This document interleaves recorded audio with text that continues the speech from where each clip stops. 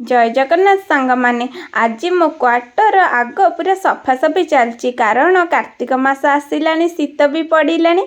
आरे आरे देखु ये हूँ मो दीदीर झील झील थिले बा घर सुंदर देखुना केमती ता मामा को हेल्प करुचे। आज संडे थी मो हजबैंड को नहीं बाहर किसी सामान आने तापरे पूजा सामग्री दुकान में पहुँची गलु धूप दीप आउ ता सांग को आणिलु चाह पीवाई माटीर कप कारण भारी सुंदर लगिला। ए माटी काम आउ कौटू मिलूँ म गोटे गोटे दुकान ने एठी माटी रे चाह दियंती।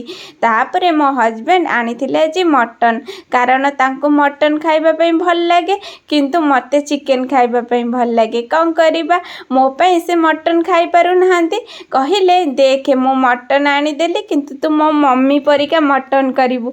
मु टिके हसिली मम्मी परिका मु कौटू करि परिबी हौ टिके ट्राई करूची कारण मो सासु बहुत बढ़िया मटन बनाती।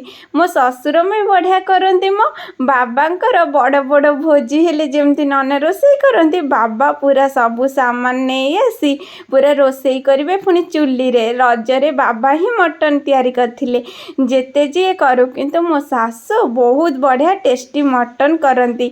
मु मटन केबे खाएनी किंतु मम्मी मटन कले मु आलू झोल लगे भात खाई दिए गोटे दीटा पीस खाए से मो मम्मी ठारू शिखिथिबा मटन ट्राए कली आज करने सबू मसला सजाड़ी मसला को ग्राइंडिंग करी रखीदेली। तापरे आलू होउची मेन आम ओडिया घरे हेला आलू मटन ने न पड़िले किए बा खाए से आलू टिके काटी भाजी देली। तापरे पियाज रे गोटा मसला देई पियाज को भाजीबारे लगिली। आपण माने तो सब मटन करी जानी थिबे मु बा कौन आउ कहिबी टिके टिके देखु थांतु। ए रसुणटा मु काहाकू देबिनी मते भल लागे खाइबा पई।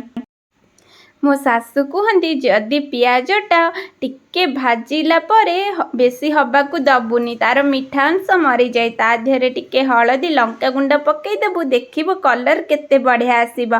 तापरे मु पूरा सेई कथा सब मने पकई पकई करूथाए देखंतु कलर मोर केमती आसीबो। एबे किछि जणा पड़िबोनी मो जेतेबेले तरकारी मोर हेई जेबो देखिबे कलर केते बढ़िया आसीथिबो।